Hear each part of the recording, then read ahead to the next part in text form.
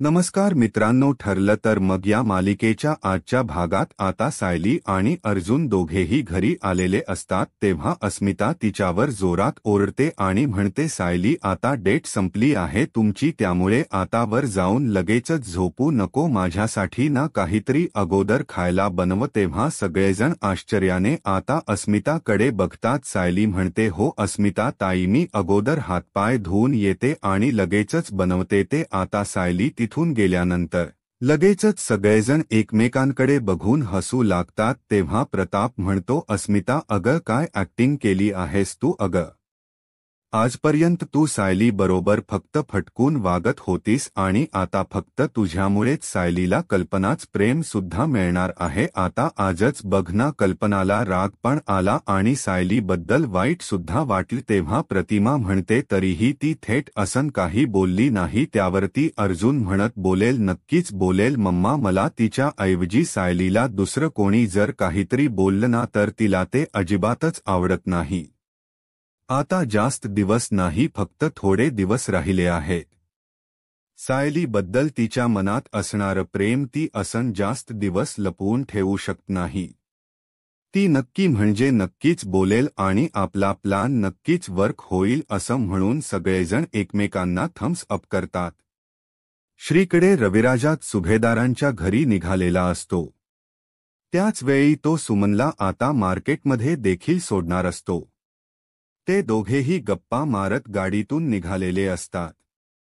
इकडे आता नागराज आणि महिप्त एका टपरीवर भेटलेले असतात.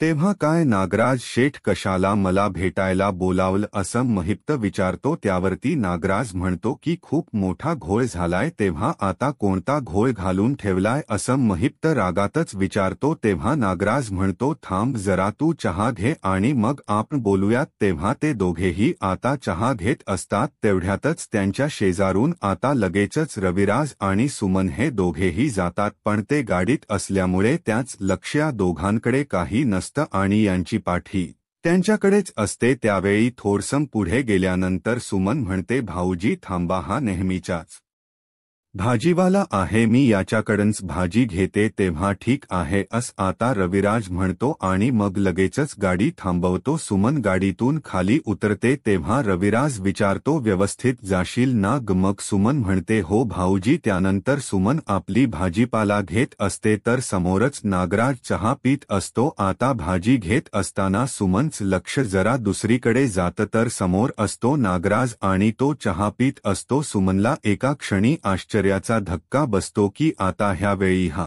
इथे कसा काय, म्हणून ती भाजी न घेता पुढे पुढे चालते तर नागराजच्याही लक्षात येत की सुमन इकडेच येतीय. म्हणून तो खूप घाबरतो आणि महिप्तला हळूच म्हणतो, अरे माझी बायको आहे समोर, बघ ना, चल चल ठेवतो चहा तिथे असं म्हणून दोघेही लगबगीने तो चहा ठेवतात आणि लगेचच गाडीत बसतात. सुमन आता नागराजच्याच पाठीपाठी हळूहळू जात असते. पण आता ते दोघेही गाडीतून निघून गेल्यामुळे तिचाही नाईलाजच झालेला असतो. असे अचानक कसे काय आणि त्या शिखरे बरोबर काय करत होते हाच प्रश्न आता तिला पडतो. दुसरीकडे सायली किचनमध्ये काम करत असते. तेव्हा आता सायलीला एकटीला काम करताना पाहून प्रतिमा विचारते, सायली मी येऊ का तुझ्या मदतीला?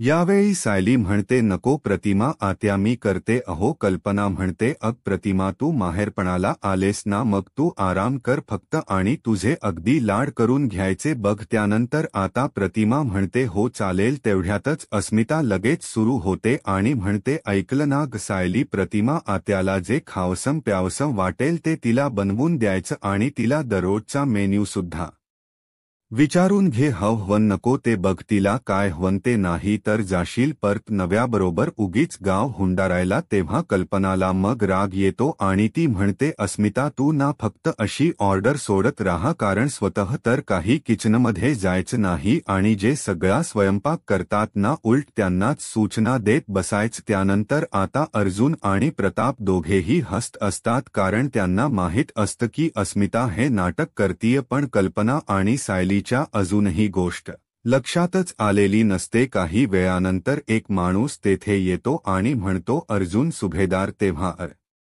जून विचारतो काय? तो म्हणतो मी मेडिकलमधून आलोय, तुम्ही गोळ्या मागवल्या होत्या ना? अर्जुन म्हणतो हो. सायली म्हणते थांबा हा मी बघते असं म्हणून ती गोळ्या घेण्यासाठी पुढे जाते. त्याच वेळी आता सायली गोळ्या चेक करून पाहते आणि म्हणते अहो हे काय, आम्ही तर 2 गोळ्या मागवल्या होत्या ना, 2 गोळ्यांची पाकिट होती. तेव्हा ते म्हणतात नाही हो, एक्स प्रिस्क्रिप्शनवर होती. त्याचवेळी अर्जुन म्हणतो हो सायली, अगं एक्स गोळ्यांच पाकिट होतं. तेव्हा सायली लगेचच आता प्रतिमा जवळ जाते आणि त्यांना विचारते, प्रतिमा आत्या अहो तुम्ही रोज 2 गोळ्या घ्यायच्यात ना? तेव्हा प्रतिमा म्हणते हो अगं गेली बरीच महिने माझ्या ना रोज 2च गोळ्या असायच्या. मग सायली म्हणते नक्कीच काहीतरी गडबड आहे, मी ना अगोदर डॉक्टर श्रद्धांनाच कॉल करते. अर्जुन म्हणतो ब्र ठीक आहे. तेव्हा सायलीने आता कॉल केल्यानंतर डॉक्टर श्रद्धा लगेचच रिसीव्ह करतात. सायली आपली ओळख अगोदर त्यांना सांगते की मी सायली सुभेदार बोलते. त्या लगेचच सायलीला ओळखतात आणि म्हणतात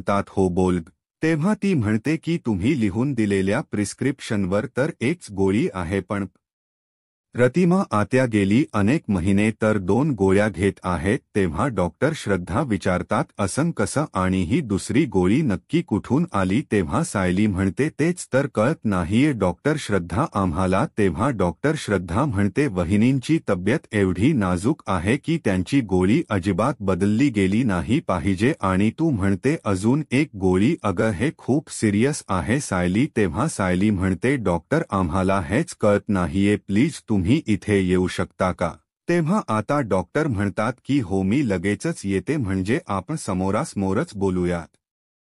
त्यावेळी सायली सांगते प्रतिमा हत्या इथे माहेरी आहे, त्यांच्या अन्नपूर्ण निवासामध्ये, तुम्ही तिथेच याल का प्लीज? तेव्हा त्या म्हणतात हो तिथेच येते मी. बोलून सायली फोन ठेवते. लगेचच रविराज तेथे येतो. त्याने हे सगळं बोलणं तर ऐकलेलं असतं आणि लगेचच विचारतो या 2 गोळ्यांचे प्रकरण नक्की काय आहे? सायली म्हणते ब्र झालं रविराज काका की तुम्ही इथे आलात. अहो मला सांगा गेली कित्येक महिने तुम्ही 2 गोळ्या देताय का? प्रतिमा त्यांना पण प्रिस्क्रिप्शनवर तर फक्त एकच गोळी लिहिली आहे आणि त्या अगोदरच्या गोळ्या संपल या होत्या म्हणून दुकानात गेल्यानंतर आमच्या ही गोष्ट लक्षात आली. तेव्हा रविराज आश्चर्याने विचारतो पण हे कसं काय शक्य आहे? पण नाही, तो दुकानदार ना माझ्या चांगल्या ओळखीचा आहे, मी अगोदर त्याला कॉल करूनच बघतो. दुसरीकडे सुमन ही घरी आलेली असते तेव्हा ती आता नागराजला आवाज देत असते, परंतु नागराज काही तिला प्रत्युत्तर देत नाही कारण तो घरीच नसतो. मग आता लगेचच ती म्हणते हे अजूनही घरी आलेले नाहीत, पण मला एक कळत नाहीये यांचं त्या गुंडाबरोबर काय काम असू शकतं? आधीच त्या गुंडाच्या मुलीने आमच्या तन्वीचा आयुष्य अगदी बर्बाद करून टाकलंय आणि आता तो यांना सुद्धा वाईट मार्गावर नाही ना नेणार अशी भीती तिला मनोमन वाटू लागते. तेवढ्यातच नागराज तेथे येतो.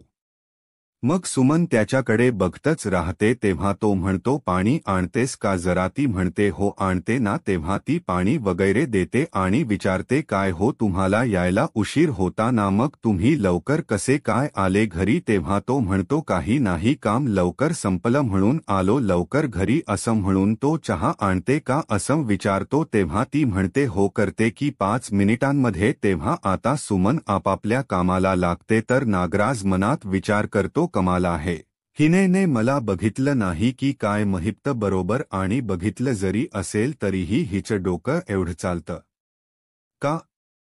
हिचं डोकं एवढं बोथट आहे ना, तिला माहीत सुद्धा नसेल की तो मीच आहे म्हणून. तेव्हा सुमन मनात विचार करू लागते मी आत्ता या क्षणी जर यांना काही विचारलं ना तर ते उगीचच मला चुकीचं ठरवतील किंवा भांडत बसतील, चिडतील, मग त्यामुळे विचारायलाच नको. पण हे चुकीचं काही करत नाही ना, याकडे मात्र मला लक्ष ठेवायलाच हवं असा सुमन मनाशी निर्धार करते. इकडे डॉक्टर श्रद्धा या घरी आलेल्या असतात तेव्हा त्या सगळ्या काही गोळ्या चेक करतात आणि म्हणतात आय एम शॉक, कारण तुम्ही एवढे सगळे सुशिक्षित असताना, सगळे हुशार असताना, शिकलेले असताना अशा चुकीच्या गोळ्या प्रतिमा वहिनींना कशा देऊ शकताय? मी प्रतिमा वहिनींना फक्त आणि फक्त एकच गोळी प्रिस्क्राईब करून दिली होती, सुद्धा त्यांना 2 गोळ्या दिल्या जातात आणि ही गोष्ट अजूनही कुणाच्या लक्षात नाही आवी. तेव्हा रविराज म्हणतो, चूक माझीच आहे. श्रद्धा, मी जातीने ना या गोष्टीमध्ये लक्ष घालायला हवं होतं. तेव्हा ती विचारते, पण यांना दुसरी कोणती गोळी दिली जात होती ते दाखवा मला. तेव्हा सायली म्हणते, हो त्याच तर गोळ्या संपल्या होत्या ना, म्हणून आम्ही परत जाऊन आणल्या आणि तेव्हाच तर लगेचच चूक लक्षात सुद्धा आली. मग आता रविराज म्हणतो, या सगळ्या गोळ्या मी आपल्या नेहमीच्याच दुकानातून मागवल्या होत्या, त्यामुळे त्याला माहीत असेल की नक्की कुठली गोळी आहे ते. तो आपल्याला फोटो पाठवेलच. अर्जुन म्हणतो, सिनियर, तू ही सगळी औषधं आपल्या डॅडच्या फॅक्टरीतून मागवली असती तर खरंच काही घडलंच नसतं. अरे, अशी आपल्या घरची कंपनी असताना तू असं का केलंस? मग त्यावेळी रविराज म्हणतो, अरे, ही ट्रीटमेंट खूप मोठी आहे आणि याचा खर्च उगीचच प्रतापवर पडावा असं मला खरंच वाटत नव्हतं. तेव्हा सगळेजण आता रविराजकडे पाहू लागतात. त्यावेळी अस्मिता म्हणते, रविराज काका, तू ना खरंच कमाल करतोस. तेव्हा रविराज आता एकदम शांत होतो. त्यानंतर रविराजच्या मोबाईलवर फोटो येतो. तेव्हा त्या गोळीचा फोटो आता लगेचच तो डॉक्टर श्रद्धा यांना दाखवतो. मग आता ती लगेचच चेक करते आणि म्हणते, काय ही गोळी? ही तर पूर्णपणे चुकीची गोळी आहे. हे ऐकल्यानंतर मात्र सगळ्यांना मनातच धडकी भरते. सगळेजण एकमेकांकडे अगदी आश्चर्याने पाहतात. मग आता डॉक्टर श्रद्धा म्हणतात, तरीच मी विचार करते माझ्या ट्रीटमेंटचा उपयोग का होत नाहीये. तेव्हा अर्जुन विचारतो, आता चुकीची गोळी म्हणजे की काय आहे? तेव्हा अर्जुनला आता डॉक्टर श्रद्धा सांगतात की या गोळीने पेशंटची मेमरी परत येणार नाहीचे, उलट त्याच्या मेंदूला ना शिथिलता येऊ शकते, कदाचित भास होऊ शकतात, भीती वाटू शकते आणि झोपेतून अचानक अशी दचकून जाग सुद्धा येऊ शकते. तेव्हा सगळ्यांना आता खूप मोठा शॉक बसलेला असतो की प्रतिमाच्या बाबतीत एवढं सगळं काही होतं आणि आपण दुर्लक्ष करतोय की काय? ही भीती रविराजच्या मनात असते आणि तो विचार अगदी कोलमडून जातो. डॉक्टर श्रद्धा यांनी जे आता साईड इफेक्ट सांगितलेले असतात ते सर्व प्रतिमाला आता होत असतात. ती आता म्हणते की हो, मला ही सगळी लक्षण जाणवत आहेत. तेव्हा डॉक्टर श्रद्धा म्हणतात, हे या गोळ्यांमुळेच होत्य प्रतिमा वहिनी. त्यानंतर ती रविराजलाच ओरडते आणि म्हणते, हे असं होता कामा नये रविराज, आणि ही तुझी जबाबदारी असेल समजलं, आणि त्यांना यापुढे मीच प्रिस्क्राईब केलेलीच गोळी दिली गेली पाहिजे. रविराज म्हणतो, हो श्रद्धा, इथून पुढे मी प्रतिमाच्या औषध पाण्याकडे गोळ्यांकडे अगदी जातीने लक्ष घालेन. त्यानंतर आता अर्जुन विचारतो, डॉक्टर, पण या चुकीच्या गोळ्यांचा लॉंग टर्म काही साईड इफेक्ट वगैरे नसेल ना? तेव्हा डॉक्टर श्रद्धा म्हणतात, ते आत्ता नाही सांगता येणार, कारण आपल्याला पुढचे काही दिवस असं ऑब्झर्व करावं लागेल. आता रविराज, मी येते प्रतिमा वहिनींना घेऊन 8 दिवसानंतर चेकअपला या. तेव्हा रविराज आता ठीक आहे असं म्हणतो. तेव्हा डॉक्टर श्रद्धा या तेथून जातात. सगळ्यांच्या चेहऱ्यावर मात्र प्रतिमा विषयीची आता काळजी असते. तेव्हा आता कल्पना म्हणते, बरं झालं, नशीब आपल्याला निदान आज तरी समजलंय की प्रतिमाला नक्की काय होतं. तेव्हा प्रतिमा म्हणते, पण हे असं कसं होऊ शकतं, कारण सुमन तर रोज माझ्या गोळे अगदी आठवणीने मला देत होती. तेव्हा रविराज म्हणतो, सुमन तेवढंच करायची जेवढं तिला सांगितलं जात होतं ना, तेवढंच, कारण प्रतिमाची औषधं विकत आणण्याची आणि प्रतिमाला औषधं देण्याची जबाबदारी ह्या कुणीतरी माझ्याकडून अगदी मुद्दाम होऊन मागून घेतल्या होत्या. तेव्हा सायली आता विचारते, दुसऱ्याच कुणीतरी म्हणजे नक्की काय म्हणायचं? रविराज काका, तुम्हाला विराज सांगतो, अगदी आत्तापर्यंत प्रतिमाला औषधं देण्याची जबाबदारी ही नवीच सांभाळत होती असं म्हटल्याबरोबर आता इकडे सर्वांना प्रचंड असा धक्का बसतो. तीच तिला नेहमी औषधं द्यायची. तेव्हा सगळेजण अगदी धक्क्याने प्रतिमाकडे बघू लागतात. त्यानंतर रविराज म्हणतो की नाही तर जेलमध्ये गेल्यानंतर आता सुमन सुद्धा नकळतपणे तेच करतीये जे नवी करायची ना. ते आता सुभेदारांना एका पाठोपाठ एक धक्के आता बसत असतात. त्यावर पेड बाय तन्वी किल्लेदार असा आता रविराज त्या प्रिस्क्रिप्शन वरची बिल वाचून दाखवतो. सगळे पैसे फक्त तन्वीनेच पेड केले होते. त्यावर वरती सायली म्हणते, म्हणजे आजपर्यंत प्रतिमा हत्यांना चुकीच्या गोळ्या देणारी तन्वीच होती म्हणायचं, आणि मला एक कळत नाहीये की स्वतःच्या आईच्या बाबतीत ती असं का करत होती तर दुसरीकडे आता महिप्तहा नागराजला कॉल करतो. नागराज आपल्या रूममध्ये असतो तेव्हा काय हो नागराज शेठ, अहो मार्केटमध्ये तुमच्या बायकोने तुम्हाला माझ्याबरोबर पाहिलं, मग असं फैलावर नाही घेतलं ना, जाब काही विचारला नाही ना. तेव्हा नागराज राज मागे वळून बघतो सुमन आहे की नाही, मग लगेचच म्हणतो की अहो महिप्त शेठ, एवढं कळायला ना अक्कल लागते आणि ती माझ्या बायकोकडे नाहीये, एक नंबरची बावळट बाई आहे. अरे आपल्या दिशेला बघितलं तिने पण तिच्या लक्षातच आलं नाही की तो मी आहे म्हणून, तर इकडे आता सुमन भाजी निवडणार असते पण तिच्या लक्षात येत की नागराज कुणाबरोबर तरी फोनवर बोलतोय म्हटल्यानंतर आपल्याला त्याच्यावर लक्ष ठेवायलाच हवं, म्हणूनच ती आता लगेचच त्याच्यावर लक्ष ठेवण्यासाठी त्याच्याकडे यायला निघतेकडे महिप्त नागराजला सांगतो की सगळ्या जगाशी सामना करता येतो नागराज शेठ, पण बायकोला जर संशय आला ना तर 113% अगदी डेंजर काम होऊन जातं. मग तेव्हा नागराज इकडून म्हणतो की नाही नाही, तिला काही संशय वगैरे येत नाही हा, अरे ती ना एकदम माठ आहे, माठ तुला सांगतो किचनच्या पलीकडे ना तिचे जगच नाहीये. आता सुमन ही रूमकडे जायला सुद्धा निघालेली असते. दुसरीकडे महिप्त म्हणतो कस आहे ना नागराज शेठ, मला हे आपलं फड आहे ना, चार चौघात बोलायचं नाही, भेटायचं नाही, असं लपूनच भेटायचं, लपूनच बोलायचं, तसं वाटतंय ते. त्यावेळी आता नागराज हसतो आणि म्हणतो फड, अरे महिप्त तुझं रेप्युटेशनच असं आहे ना की आपल्याला बाहेर भेटावं लागतं. नेमकी सुमन थोड दारू उघडते आणि लगेचच हे सगळं काही ते ऐकते आणि तिला आश्चर्याचा धक्काच बसतो. अतो तिच्या पायाखालची जमीन सरकते.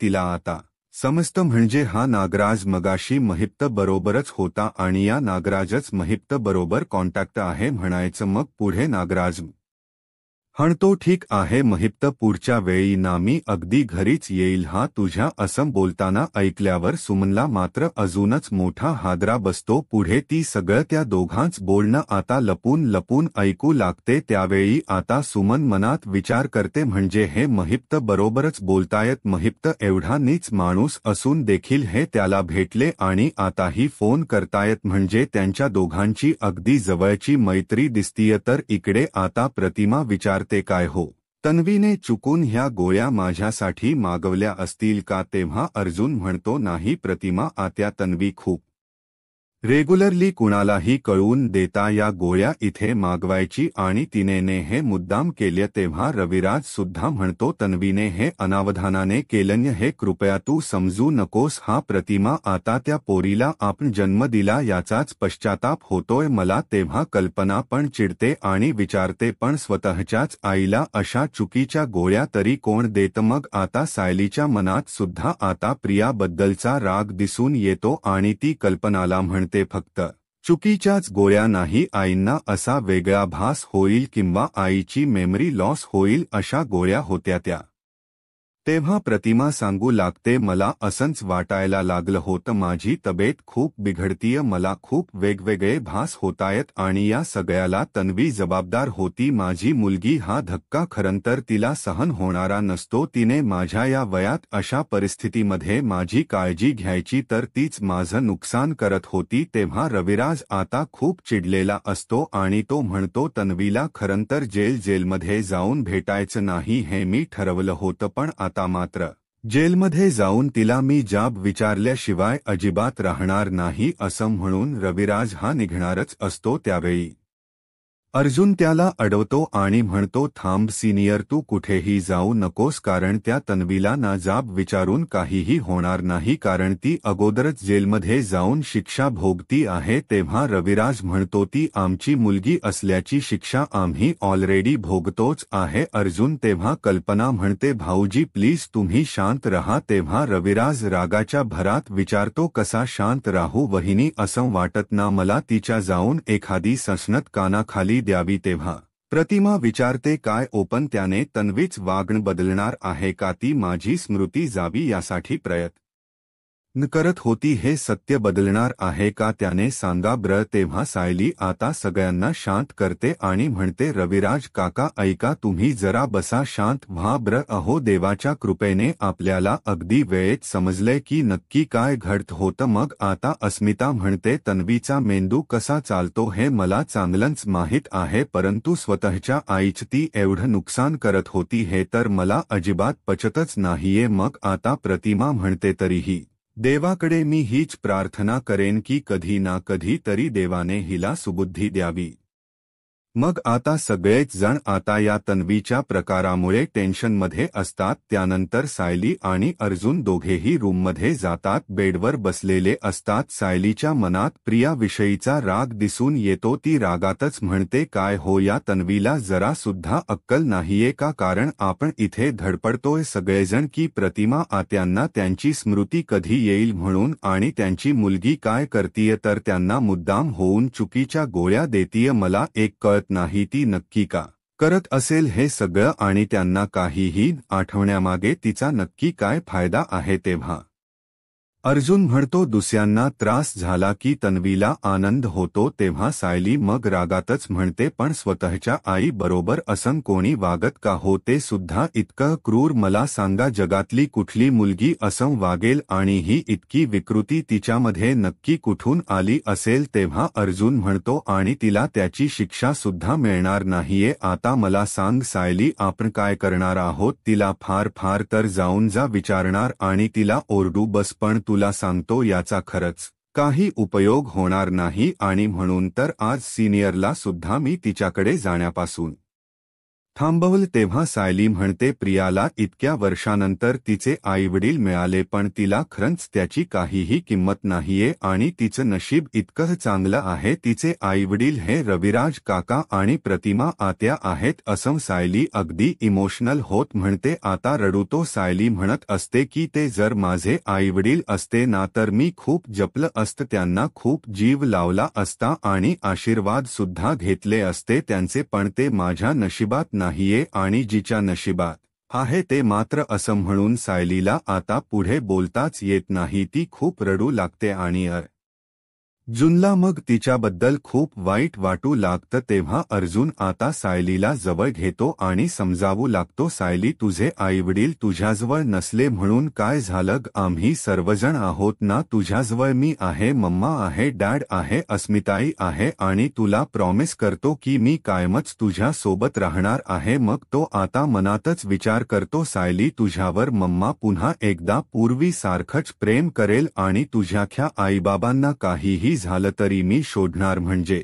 शोधणारच आणि त्यांची व तुझी भेट घडवून आणल्याशिवाय मी अजिबात गप्प बसणार नाही असा निर्धार अर्जुन मनाशी करतो आणि लवकरात लवकर सायलीला तिचे आईबाबा मिळवून देणारच अशी शपथसुद्धा घेतो. तर आता मित्रांनो पुढील भागामध्ये सायली अर्जुन प्रियाकडे येतात आणि नर्सला विचारतात आम्ही तुम्हाला सांगितलं होतं यांना त्या ग्लासमधलं प्यायला द्या ते दिलं का. तेव्हा नर्स म्हणतात हो दिले यांनी ग्लास अखा रिकामा केला. तेव्हा प्रिया आता घाबरते आणि अर्जुन सायलीला विचारते काय विष दिलं की काय तुम्ही मला प्यायला मी मरणार म्हणजे आता असं म्हणून ती डॉक्टर आणि नर्स अशा सगळ्यांना आवाज देते आणि हिने मला विष प्यायला दिलं होतं असं म्हणते मला मिठाचं पाणी द्या किंवा औषधं द्या काहीतरी द्या अश्विन आता मी मरणार आहे असं म्हणून प्रिया आरडाओरडा करू लागते. बाहेर जाणार तितक्यात सायली तिचा हात पकडते आणि लगेचच आणि तेथे जी खाट असते ना त्या खाटेवरच अशी लोटून देते आणि विचारते आपल्या जीवावर जर कोणी उठलं तर कसं वाटतं पाहिलं ना प्रिया तू मुद्दाम होऊन प्रतिमा हत्यांना चुकीच्या गोळ्या देत होतीस आणि त्यांचा मेंदू चालेनासा व्हावा असं बघत होतीस. आता मला एक सांग प्रिया एकाच प्रश्नाचे उत्तर दे आता तू प्रतिमा त्यांना चुकीच्या गोळ्या का देत होतीस आणि त्यांची स्मृती परत यावी यामध्ये तुझा काय फायदा आहे. तेव्हा प्रिया खूप घाबरते. आता पुढे काय होईल हे पाहायला आत्ताच माझा महाराष्ट्र या यूट्यूब चॅनलला सबस्क्राईब करा. धन्यवाद.